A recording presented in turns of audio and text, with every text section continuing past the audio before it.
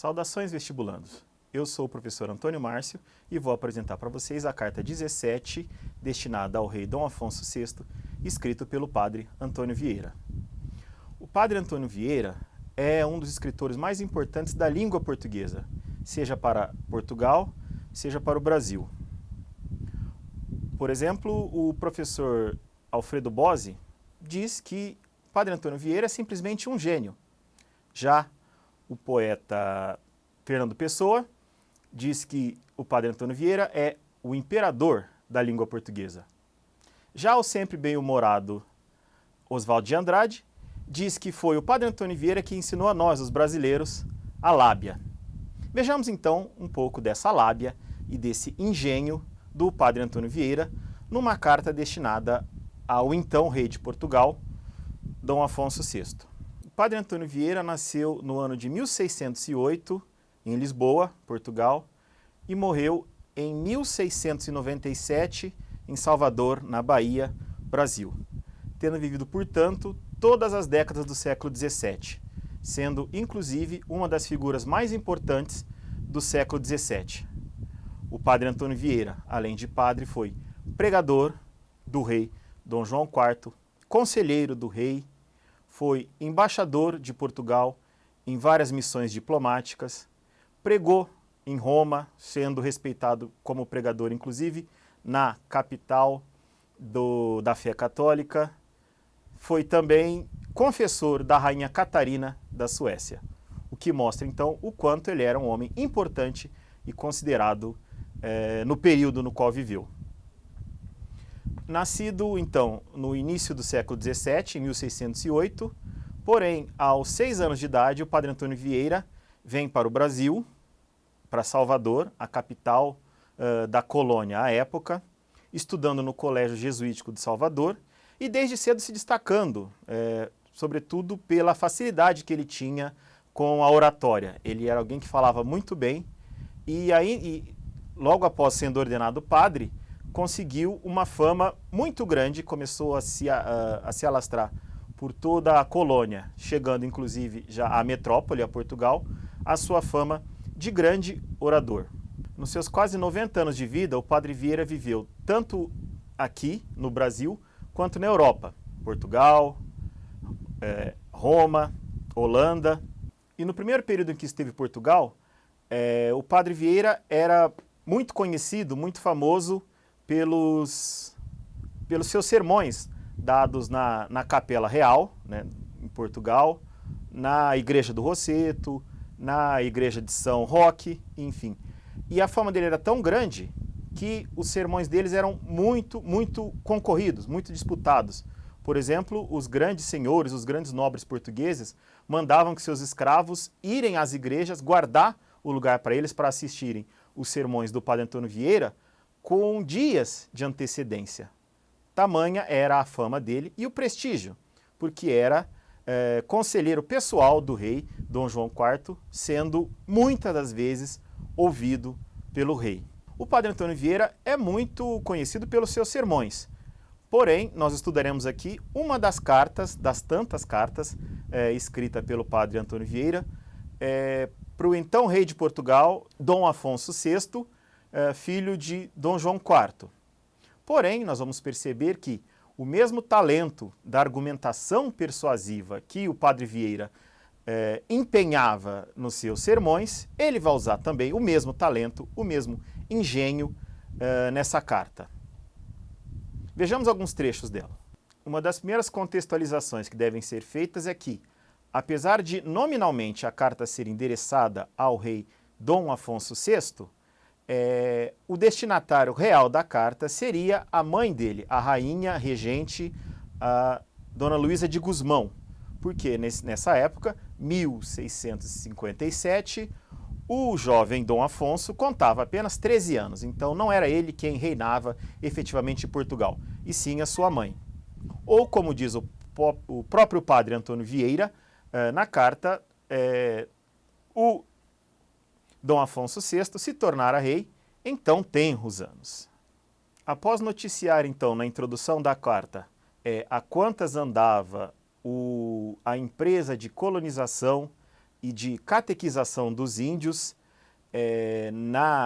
no estado do Maranhão, e que corresponderia hoje também ao estado do Pará e ao estado do Amazonas, o padre Vieira, então, inicia a carta noticiando ao rei, né, ou à rainha, o sucesso da empresa de catequização dos índios, né, ou dos gentis da época, né, ou nas palavras do próprio padre Antônio Vieira, a empresa de catequização e de conversão dos índios andava, então, com muito conhecido proveito espiritual e salvação das muitas almas, angariando, inclusive, novos súditos para a coroa portuguesa. Mas acontece que no século XVII, apesar do trabalho dos jesuítas de catequização e conversão dos índios, dos nativos da terra brasileira, os colonos portugueses enxergavam nos índios uma possibilidade de explorar mão de obra barata, ou melhor, mão de obra a custo zero, escravizando esses índios, prática da qual o padre Antônio Vieira era totalmente contra. O padre Antônio Vieira, por exemplo, propunha, alternativamente à escravidão, que os índios pudessem prestar serviços aos colonos portugueses durante metade do ano, enquanto na outra metade eles poderiam cuidar dos seus próprios interesses, das suas próprias lavouras, das suas famílias, sendo inclusive remunerados por isso. Ou seja, no lugar de trabalho escravo, de exploração escrava dos índios, o padre Antônio Vieira era a favor de que os índios fossem pagos e que pudessem também tomar conta de seus próprios interesses. Apesar disso, e apesar de haver leis que proibiam, ou pelo menos recomendavam que os índios trabalhassem por metade do ano para os colonos e que fossem pagos, na prática os índios eram efetivamente escravizados pelos colonos portugueses, sendo explorados das formas mais vis no território brasileiro. Esse é, então, o argumento, o assunto da carta. O padre Antônio Vieira escreve ao rei Dom Afonso VI pedindo para que essa injustiça acabasse e que a lei que não recomendava a escravização dos índios fosse respeitada. O padre Antônio Vieira, um mestre da argumentação persuasiva, começa então a desenrolar, a arrolar os seus argumentos então para que o rei se faça respeitar, que a sua lei seja então respeitada. Vamos ler então um trecho da carta. O remédio de tudo isso é um só, e muito fácil, e que muitas vezes tenho representado a vossa majestade, e é que vossa majestade resolutamente mande fechar a porta a todo requerimento em contrário de que vossa majestade, com tanta consideração, mandou resolver.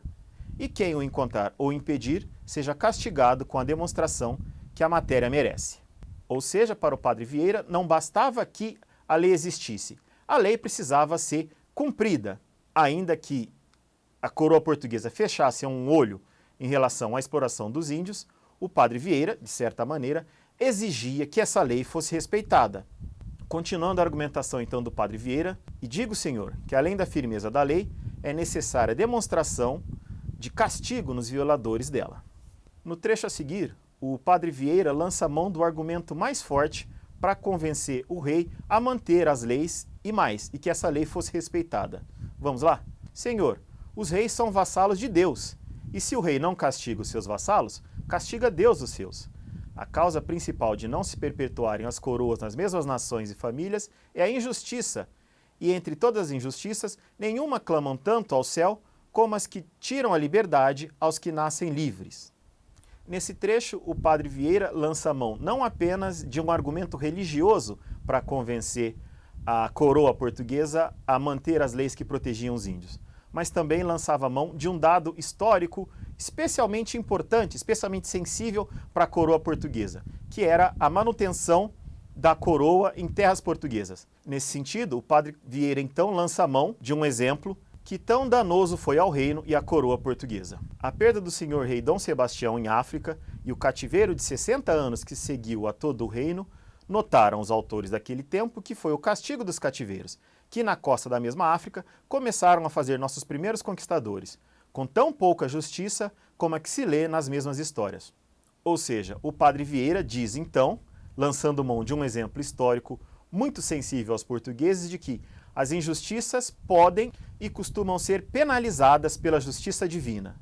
O exemplo, aliás, o máximo exemplo, se tratando da coroa portuguesa, foi o desaparecimento e morte do rei Dom Sebastião, quando da Batalha de Alcácer Quibir, tendo sido morto naquela batalha, a coroa portuguesa ficou sem rei, ficou vazia, o que possibilitou que a coroa espanhola pudesse, então, anexar o reino português ao seu império por 60 anos, ou seja, por conta, segundo o padre Vieira, por conta das injustiças cometidas na costa africana, Portugal, durante 60 anos, foi dominada pelo seu maior inimigo, a Espanha. O recado do padre Vieira aqui é bastante claro.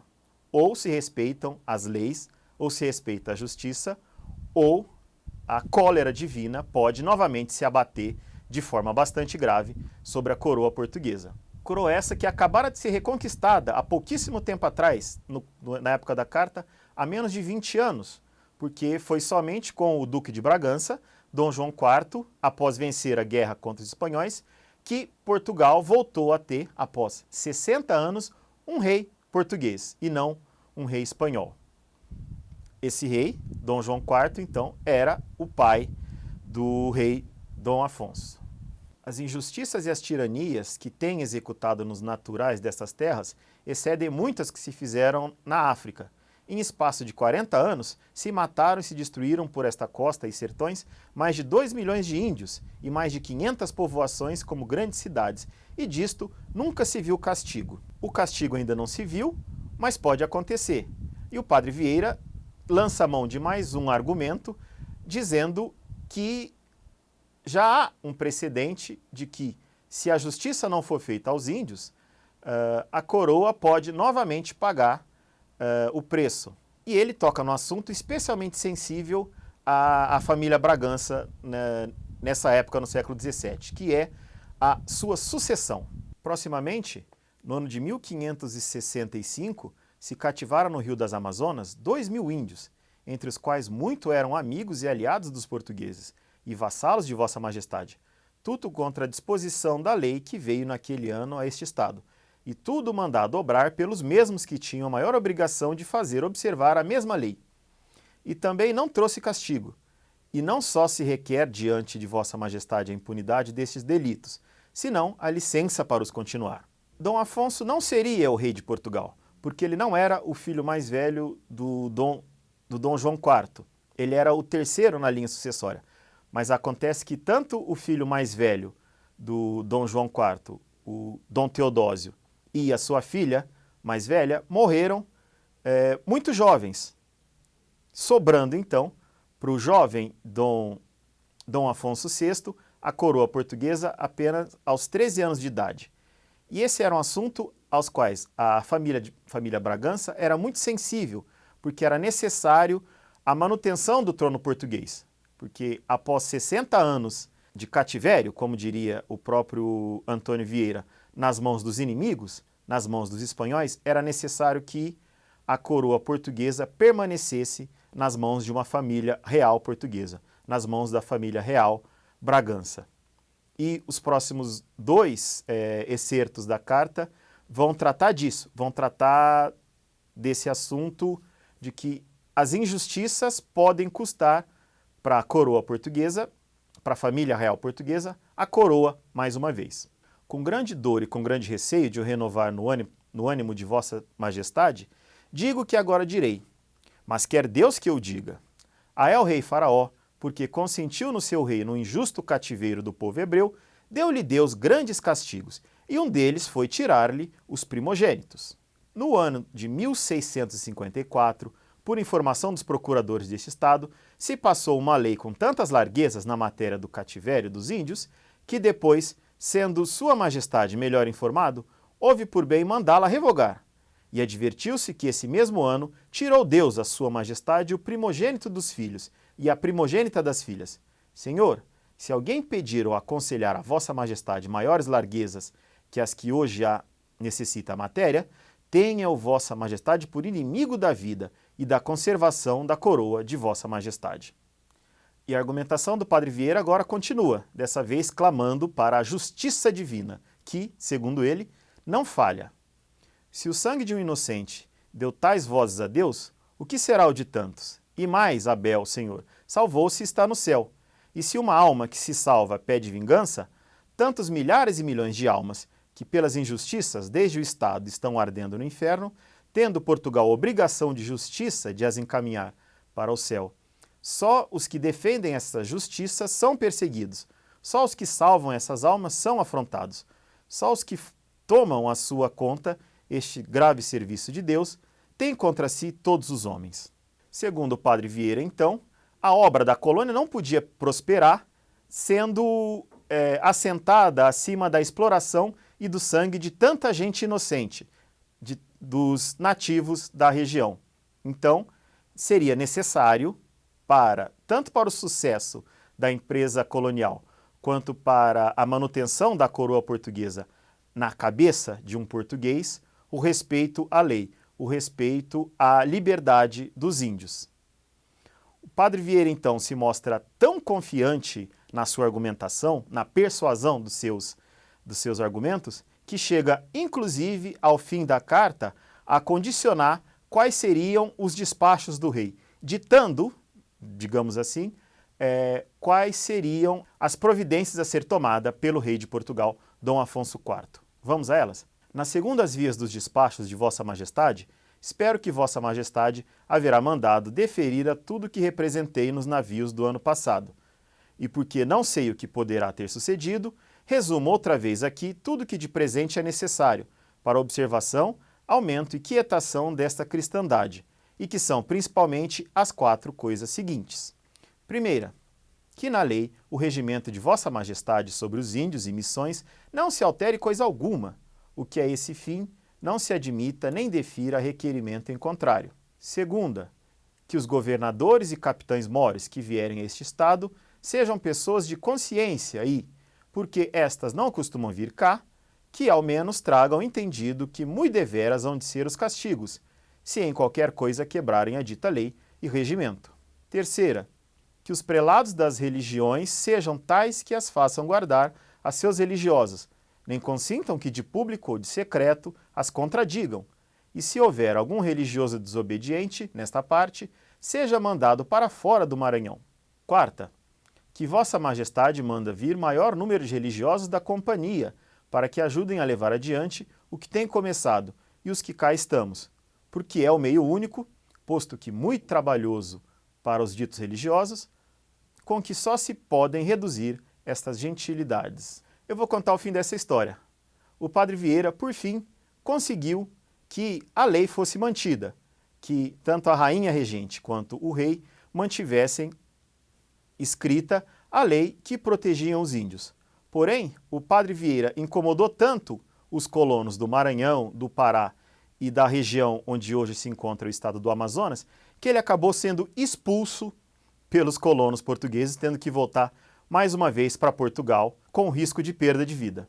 Vestibulando, o padre Antônio Vieira, como nós vimos, é um mestre da argumentação persuasiva. Competência que é cobrada, por exemplo, na redação do vestibular. Nesse sentido, o estudo das obras e dos sermões do padre Vieira pode ser um excelente aliado para, por exemplo, obter sucesso na redação.